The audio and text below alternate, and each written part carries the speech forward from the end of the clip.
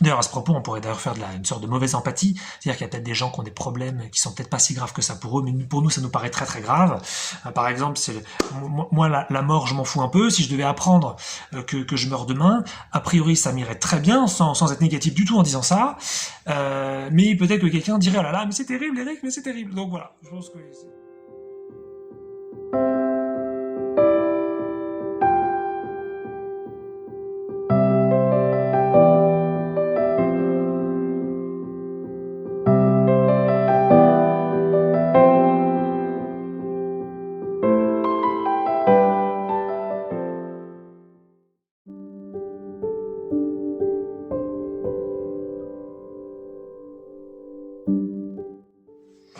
Euh, je voulais partager un petit peu sur ma vision de l'empathie, qui va donc être bien sûr pas complète.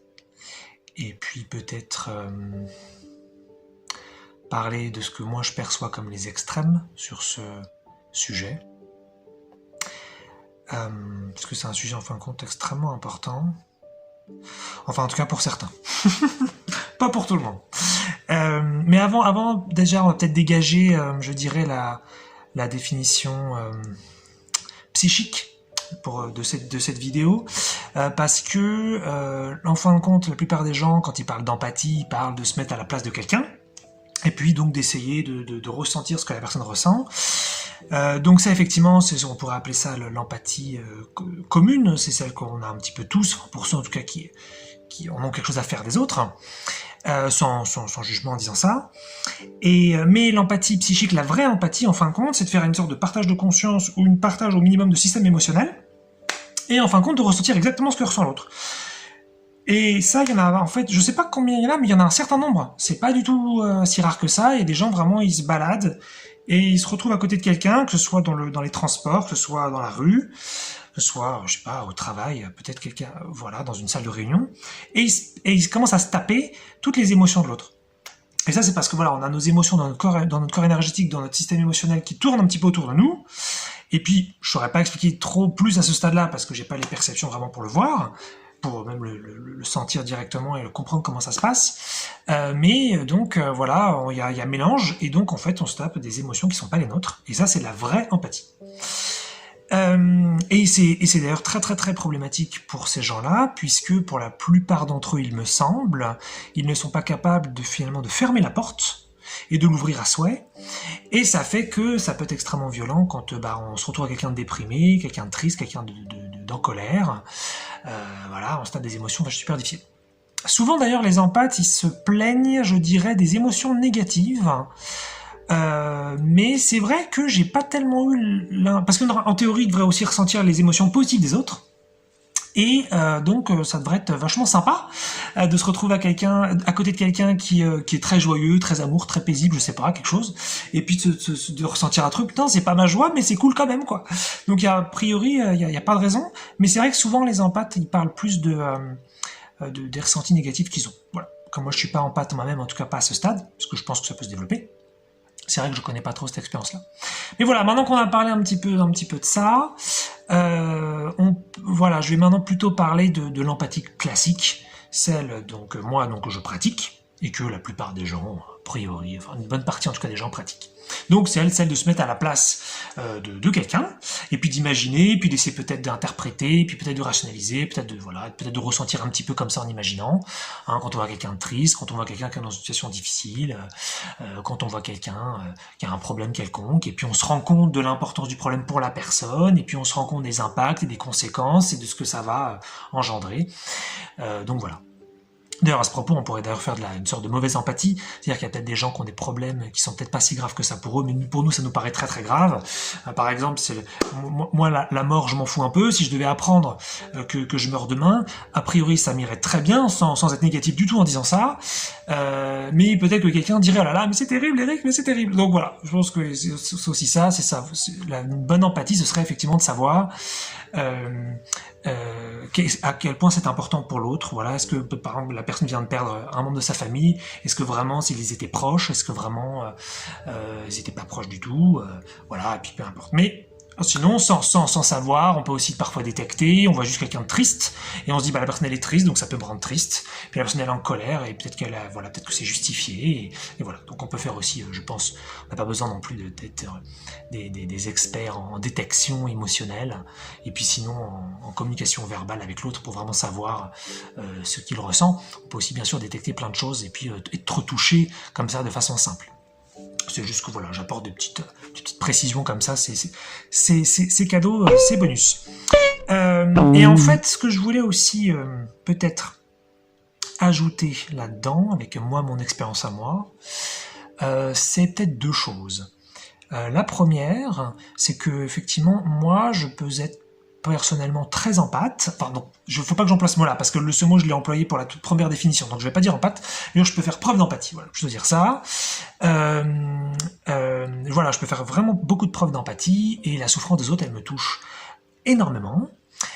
Et d'ailleurs, je sens que c'est lié à ce que je suis à un autre niveau, mais peut-être pas aller là-dedans maintenant, c'est pas trop le sujet. Et ce qui fait qu'effectivement, ça peut donc être, comme je disais, ça peut être un peu embêtant quand on voit quelqu'un qui est pas bien sur un sujet, puisque voilà, ça peut nous impacter beaucoup. Et ce que je voulais dire, c'est que j'ai appris dernièrement, c'est-à-dire là, en ce début d'année finalement 2024, donc c'est assez récent au moment où je fais la vidéo, parce que là on est en juin, j'ai appris finalement à fermer la porte. Alors je l'ai appris avec une technique qu'on m'a transmise, dont je vais pas parler là maintenant, mais voilà, pour un petit peu me protéger énergétiquement, hein, j'en ai déjà parlé à droite à gauche sans dire ce que c'était, mais c'est pas grave, c'est que c'est pas le moment, peut-être que ce sera jamais le moment d'ailleurs. Mais en fin de compte, j'ai appris à fermer la porte, et on pourrait même dire, et je vais employer un mot un peu costaud, mais qui c'est rigolo et en même temps c'est ça. En fait, à me transformer un peu en connard. Et je trouve ça franchement génial, de pouvoir passer de quelqu'un de très empathique à un connard. Alors bien sûr, je dis connard, c'est même bienveillant quelque part, parce que il s'agit pas de traiter de connard les gens qui n'ont pas d'empathie, absolument pas. C'est juste que ça me fait juste marrer, en fin de compte, de dire ça, et puis surtout je dis ça pour moi, donc je me permets pas de dire ça sur d'autres personnes. Sinon, si le mot connard, il est confus, on pourrait mettre, sinon un mot plus peut-être technique, ce serait peut-être plus sociopathe, je sais pas trop. Je sais pas, le contraire de l'empathie, ce serait quoi? La sociopathie, la psychopathie, je maîtrise pas bien la nuance de toute façon entre les deux. Mais en fin de compte, j'ai appris finalement à faire ça. Et c'est vrai que c'est vachement intéressant parce que pour ceux qui ressentent vraiment des choses dures pour les autres, c'est un petit peu peut-être leur paradigme depuis super longtemps. Bah c'est comme ça, voilà, les autres ils souffrent et je souffre, et puis ça a toujours été comme ça, et puis bah c'est ma vie, il faut que je gère ça. Hein. Et moi j'ai appris à fermer la porte et aussi à l'ouvrir. Et je trouve ça trop cool, quoi. Parce qu'effectivement, ceux qui sont paradigmés par l'empathie, bah, ils connaissent que ça. Ceux qui sont peut-être paradigmés par la non-empathie, bah, ils connaissent que ça. Ils vont dire, bah non, mais on s'en fout, c'est leur problème, ça les regarde, bah tant pis, c'est pas ma faute, je suis pas responsable. Et puis, on trouve ça peut-être vachement dur, nous, quand on fait preuve d'empathie, parce qu'on voit ces gens qui sont pas du tout touchés par d'autres qui souffrent, et on se dit, ah là, mais c'est vraiment des enfoirés et tout, alors qu'en fait, c'est simplement qu'ils ont pas du tout le système cognitif ou le système émotionnel pour ressentir les choses. Mais on peut aussi apprendre à fermer la porte. Et il y a sans doute plein de techniques pour ça. Et c'est une sensation vachement intéressante, je trouve, pour comparer, je veux dire, parce que moi qui étais vraiment habitué pendant très longtemps à, donc, voilà, je dirais même à me sacrifier énergétiquement, à me sacrifier émotionnellement pour l'autre qui souffre, et c'est peut-être le deuxième point que je vais aborder après. Mais en tout cas, voilà, faire preuve d'empathie malgré moi. Ah, la personne, elle va pas bien, mince. J'ai appris, donc, d'une part, effectivement, quand on détecte suffisamment qu'il y a des gens qui aiment, sans vouloir du tout les juger, mais il y a beaucoup de gens qui aiment beaucoup être victimes et qui veulent pas du tout sortir de leur peine. Donc déjà, faire de l'empathie pour eux, bah, à quoi ça sert? Donc déjà, essayer un petit peu de déterminer est-ce que la personne doit vraiment sortir de sa souffrance ou est-ce qu'elle veut y rester, parce que ça va être ça aussi le truc. Parfois, on essaie vraiment d'aider des gens qui veulent pas du tout être aidés et ils ont le droit de pas vouloir être aidés. Mais aussi, voilà, c'est aussi une question de respect de soi. Peut-être que même la personne, elle a vraiment besoin d'aide à ce moment-là, mais moi, j'ai pas l'énergie pour, j'ai peut-être pas le temps, voilà, façon de parler, et c'est pas le moment de faire de l'empathie. Voilà. Et c'est ok, ça aussi. Et je pense que c'est intéressant parce que il y a quelque chose là-dessous de l'ordre de quelqu'un qui est peut-être très très habitué à être empathique, depuis très longtemps. Peut-être qu'il s'est identifié aussi à ça, il ou elle, hein, peut-être qu'il s'est identifié à ça, et que derrière, ouais, moi je fais de l'empathie, moi je suis quelqu'un de bien. Et je peux tout à fait comprendre, parce voilà, on est habitué à ça, et peut-être qu'on se compare à ceux qui font pas d'empathie, et on se dit ouais, il y a une différence énorme. Et effectivement, moi j'aime beaucoup faire preuve d'empathie, mais je me sens pas que maintenant, si je ferme la porte, je me sens pas quelqu'un de pas bien. Je sens que voilà, je me respecte, que j'ai autant le droit de faire de l'empathie que de pas faire d'empathie, et que voilà, ça me va. Voilà, je ne suis pas responsable de la souffrance des autres, et ça veut pas dire que je m'en fous. Voilà. Et je trouve ça vraiment intéressant si vous connaissez pas ça, si vous connaissez pas les deux, parce qu'effectivement, ce que je disais, si vous connaissez que l'un, peut-être que ça vous parle pas trop. Mais je trouve vraiment c'est possible de faire les deux. C'est ça aussi que je voulais peut-être vous partager. Euh, et donc voilà, je disais, moi j'appelle ça la connardise parce que je trouve très rigolo. Mais en fin de compte, il y a ce truc de, je vois la personne en face. Donc quand je dis je la vois, c'est pas forcément je la vois, ça peut être je sais qu'elle souffre. Peut-être que c'est quelqu'un qui m'envoie un message, peut-être que c'est quelqu'un que je suis au téléphone, peut-être c'est juste quelqu'un dont on m'a parlé, qui est donc un tiers. Et voilà, je sais que la personne souffre. Et peut-être même que c'est une situation difficile. Et là, à ce moment-là, je me dis, moi, à ce moment-là, j'ai pas envie de faire d'empathie, j'ai pas envie, j'ai le droit, voilà, je me respecte, et donc je ferme la porte, j'utilise une technique pour ça, mais il y en a 1000. Et en fin de compte, c'est assez impressionnant, c'est comme s'il y avait une sorte de coque un peu énergétique, ou je sais pas trop comment appeler ça, mais le corps énergétique finalement qui se ferme un peu, et je ressens plus le truc. Et ça me touche plus. Et c'est pas que je m'en fous, que j'ai du mépris, ou que j'emmerde l'autre et que bah, chacun sa merde ou un truc comme ça qui serait vraiment malveillant. C'est pas ça du tout, c'est juste que je suis plus responsable. C'est tout. Voilà, je suis plus responsable, ça me regarde plus. Et voilà. Et il y a aucune malveillance, il y a aucune méchanceté là-dedans. Pour quelqu'un bien sûr qui est paradigmé par l'empathie, peut-être qu'il pourrait trouver ça malveillant, mais c'est surtout pour moi du respect de soi qui me semble très très important. Et puis, c'est ce que je disais aussi, c'est qu'il y a des gens, je remarque aussi pas mal de gens qui ne veulent pas sortir de leurs problèmes parce ils ont complètement le droit de ça. Et donc, bah, j'ai pas envie de faire d'empathie non plus pour ces gens-là spécialement. C'est pas mon truc. Puis même, il y a des gens, voilà, j'ai pas l'énergie, j'ai pas forcément l'envie à ce moment-là, j'ai pas forcément le temps, c'est pas le moment. Ou alors aussi, peut-être que j'ai pas les solutions à apporter, peut-être que la personne, elle veut vraiment sortir de son problème, mais moi, je suis pas équipé à ce moment-là pour ce genre de problème-là, donc il faudrait qu'elle aille voir quelqu'un d'autre. Et donc, c'est aussi une façon de me couper et de dire non, je donne pas mon énergie sur ce truc-là. Et c'est vachement intéressant, en fin de compte, ce sentiment de connardise, parce que... Tiens, j'appellerais peut-être ça la vidéo comme ça. Bon bref, je trouve ça super marrant. C'est peut-être voilà, c'est parce que c'est un contraste dingue en fait, et c'est tellement agréable aussi en fin de compte, parce que en fait, je pense qu'il y a des gens qui ont tellement fait d'empathie qu'ils en ont plein le cul et qui se disent oh là là, mais j'aimerais bien ne plus ressentir ça, j'en peux plus de souffrir pour les autres. Et puis peut-être qu'il y en a de l'autre côté, il y en a qui ont jamais ressenti ça, qui disent mais qu'est-ce que ça fait d'être touché par quelqu'un qui souffre là, je me demande ce que c'est. Et c'est vrai que les deux finalement, moi j'aime beaucoup les deux. J'adore me laisser toucher par la peine dans un sens positif évidemment, pas dans un sens pervers, mais voilà, parce que je sens qu'il peut y avoir beaucoup de tristesse, il peut y avoir beaucoup de choses à traverser, et ça peut ça peut vachement me toucher d'aider la personne à traverser ça, dans la mesure où je peux, bien sûr. Et puis je trouve ça très agréable aussi d'avoir l'option de dire je ferme, je ressens plus rien, je m'en fous, mais dans un sens neutre, et c'est vachement cool, c'est beaucoup de sécurité, c'est beaucoup de paix, c'est beaucoup de tranquillité, c'est beaucoup d'économie, d'énergie, et puis c'est agréable au sens, je suis pas dépendant, quoi, je ne subis plus finalement ce que vivent les autres. Donc c'est déjà beaucoup plus de liberté, je trouve. Donc ça j'aime beaucoup.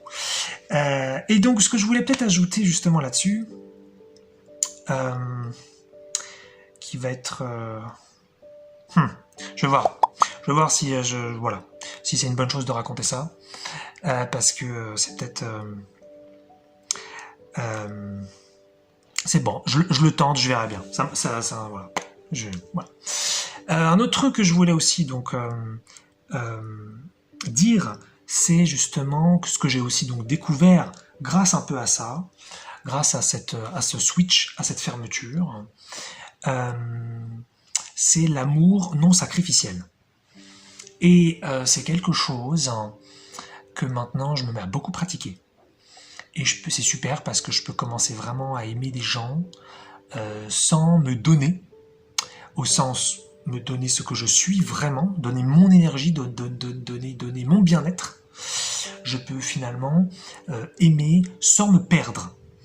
Et ça, c'est quelque chose que j'avais pas du tout avant, que j'ai appris donc pareil en ce début d'année 2024, où en fait, j'avais l'habitude avant, un petit peu sur le même principe que l'empathie, j'avais l'habitude, donc peu importe qui d'ailleurs, hein, que ce soit un ami, une personne qui m'attire, donc dans mon cas du sexe opposé en tant qu'hétéro, peu importe, ça pourrait être finalement n'importe qui, pour qui on a de la bienveillance, et que cette personne, on a envie de l'aimer, on a envie de lui faire du bien, voilà, on a envie d'être, voilà quoi, normal quoi. Et il y avait toujours cet automatisme où eh bien, j'ai envie peut-être de lui rendre des services, ou j'ai envie de, voilà, de faire des choses pour cette personne, et peut-être de faire des compliments, peut-être de me rendre disponible, peut-être voilà, de me rendre serviable. Et je me rendais pas compte, mais en fait, j'étais dans un sacrifice automatique. Et je pense qu'il y a beaucoup de gens qui font ça, et peut-être que ça leur va très bien, donc chacun son truc. Mais moi, ce dont je me suis rendu compte, c'est que ça me faisait perdre mon énergie, ça me faisait perdre mon bien-être, et ça me détruisait en fait. Et moi après c'est peut-être un cas plus particulier parce que jusqu'ici j'ai des trucs encore à traverser en interne et que tant que c'est pas traversé, les gens ne le rendent pas. Donc ce que je donne, je ne le récupère pas du tout. Donc c'est pour ça aussi que moi quand j'aime, jusqu'ici un petit peu, avec cette approche un petit peu de vas-y j'aime et je donne tout et j'ai envie de me donner à fond, bah en fait je me vide de mon énergie, je me vide de moi et après je me retrouve avec plus rien. Et ça fait super mal et c'est destructeur et après il y a personne pour me remonter quoi, pour me réparer. Donc ce que j'ai dû faire donc pendant une période et je pense que ça va parler à pas mal, c'est que j'ai dû aussi arrêter d'aimer parce qu'en fin de compte ça me détruisait d'aimer puisque je me sacrifiais. Donc c'était mon énergie qui foutait le camp, hein, je me répète, c'était juste pas possible. Et là maintenant, je suis super content parce que je peux commencer à aimer sans me sacrifier. Je peux sentir, c'est comme si je mettais pas des limites, parce moi j'ai envie d'aimer sans limite, mais comme si je mettais des règles. Et je mets des règles à mon amour en fin de compte. C'est-à-dire que j'aime, mais en utilisant voilà toujours une technique énergétique, je m'aime et je ne me sacrifie pas. Je m'aime, je m'aime aussi d'ailleurs, mais c'est pas le sujet, j'aime et je ne donne plus ce que je suis. Et même si j'aime quelqu'un très très très très fortement, je ne me sacrifie pas pour cette personne. Et donc par exemple, s'il y a quelqu'un que j'aime beaucoup, peu importe, que ce soit une femme, un homme, on s'en fout, et que je sens que cette personne à un moment donné, par exemple, elle me demande un service quelconque, elle me demande quelque chose, et que je sens qu'effectivement à ce moment-là il y a un déséquilibre énergétique, c'est-à-dire qu'elle m'en demande trop par rapport à notre relation, par rapport à au temps que j'ai, par rapport à peut-être à comment je me sens à ce moment-là, par rapport à ce que j'ai envie de donner, eh bien, même si j'aime beaucoup cette personne, je vais sentir la zone à ne pas dépasser pour ne pas me sacrifier. Et je ne vais pas la dépasser. Et donc ce qui est super, c'est que j'ai pas besoin de prouver mon amour, il y a ça aussi, j'ai pas besoin d'en faire une tonne pour que la personne se rende compte que je l'aime, je vais faire autant que j'ai envie sans me perdre. Et donc ça pourrait être beaucoup, à un moment donné, je pourrais aimer énormément quelqu'un, c'est pas un souci, mais je vais donc mettre une limite, mais qui va être très subjective et qui va donc bouger en fonction des moments, peut-être qu'à un moment ça va être très peu, à un moment ça va être énorme, ça va dépendre. Et ça va me permettre justement de maintenir quelque part cet amour, parce que justement sans mettre cette règle-là, je vais me vider en 2 secondes, je vais souffrir énormément, et après en fait je peux même plus aimer en fait, parce que je me suis vidé, il n'y a plus rien à l'intérieur de toute façon, donc tout le monde est perdant dans l'histoire. Et là donc j'ai découvert effectivement grâce à cette porte que je ferme, donc ça c'est pour la partie plus sympathique, mais finalement c'est la même idée, c'est que je sens quand je me sacrifie, et je sens quand jusqu'où il faut aller. Tiens, ça me donne un. Peut-être j'ai des exemples qui me viennent, je sais pas. J'en ai un qui me vient qui est simple. Il y a quelqu'un qui a eu dans mon cercle proche qui a eu son anniversaire il y a pas longtemps. Et je me disais, bah tiens, je vais lui faire un cadeau, voilà. Et puis je cherche sur internet et puis je trouve une bande dessinée. Qui était donc à 20 €. Et puis je sais que cette bande dessinée, elle a une suite que je trouve bien aussi. Je me dis bah tiens, je pourrais peut-être prendre les 2 BD à 40 €. Et puis voilà, je trouve que c'est cool comme cadeau. Et c'était pas une question d'argent, voilà. Que ce soit 20 €, 40 €, c'était très bien pour moi. Et j'ai vraiment ressenti, par rapport à cette personne, je vais pas donner le détail, mais j'ai vraiment ressenti que une BD c'était bien et que 2 BD c'était trop. Et il y avait un truc à l'intérieur de moi que avant j'aurais écouté, qui me disait non mais vas-y, 2 BD c'est bien, en plus elles se suivent, en plus il y a un truc qui va ensemble, enfin c'est bien les deux, ah ouais, et puis ça fait un cadeau plus gros, puis c'est plus sympa. Ouais mais non, mais je me sacrifie en fait. Et donc c'est non. Et donc j'en ai pris qu'une. Et c'est marrant parce qu'il y avait une hésitation interne un petit peu là-dessus, et puis en fin de compte, c'était sûr que c'était ça. Et donc c'est ça en fin de compte, c'est que même si on a envie d'être bien avec des gens, même si on les aime profondément, même si on a beaucoup de bienveillance pour eux, même si on veut juste être sympa, eh bien c'est de sentir effectivement cette limite de l'instant, et pour pas aller plus loin. Et ça c'est nouveau. Et je pense que voilà, c'est aussi une question principalement, je dirais, d'amour de soi, et surtout d'être ok avec le fait que les gens nous aiment pas. Parce que si aussi avant je pense que je me sacrifiais automatiquement, c'est parce que j'avais vraiment besoin qu'on me valide, j'avais vraiment besoin qu'on m'aime, et donc j'étais peut-être prêt à tout. Même si j'étais extrêmement perdant dans l'histoire, j'étais prêt à tout. Alors que maintenant je m'en tape qu'on m'aime pas, je m'en tape qu'on me juge, je m'en tape qu'on se moque de moi, je me trouve génial sur plein de points, et en même temps il y a des trucs où je suis pas bon, et c'est très bien, et donc j'ai plus besoin d'avoir la validation de l'autre. Ce qui veut dire que je peux vraiment l'aimer autant que je veux, et comme je veux, parce que finalement ça me regarde. Et donc, derrière, il n'y a pas ce conflit interne de « Ah ouais, mais est-ce qu'il va m'aimer en retour? Est-ce qu'il va me valider? Bon, peut-être qu'il faudrait que je lui en donne plus au cas où. » Et il n'y a pas de souci, en fait. Donc voilà, ça c'est ce qui me permet aussi de m'aider beaucoup, je trouve, sur le non-sacrifice. Mais comme quoi, on peut donc aimer beaucoup des gens sans se sacrifier. Et ouais, j'aurais peut-être d'autres trucs à dire là-dessus, mais je pense que c'est bien là pour cette vidéo-là. Mais voilà, donc voilà, je voulais partager un petit peu mon expérience peut-être donc très subjective là-dessus, sur le fait qu'effectivement vous n'êtes pas obligé peut-être d'être non empathique et vous n'êtes pas obligé d'être empathique, vous pouvez switcher, à vous de trouver peut-être si ça vous dit, une technique énergétique pour arriver à ça. Celle que j'utilise, peut-être que j'en parlerai, mais je ne suis pas sûr de toute façon qu'elle soit utile pour tout le monde. Donc c'est pas forcément perdu de pas en parler. Enfin, je veux dire, c'est voilà, chacun son truc. Il y a plein de façons de faire. Et puis voilà, on peut vraiment, je me répète, on peut aimer vraiment sans se donner. Voilà, j'avais parlé de ça dans une vidéo à un moment donné sur l'échange. Le don de soi, attention, parce que les gens pensent que le don de soi c'est une façon de parler. Non, c'est un vrai don de soi, on perd des parties de soi, on perd son énergie et on les récupère pas forcément, et après on est affaibli et on s'est fait baiser la gueule. Donc attention, aimer les autres à fond, parce que moi je suis fait pour aimer un truc de ouf, mais sans vous donner.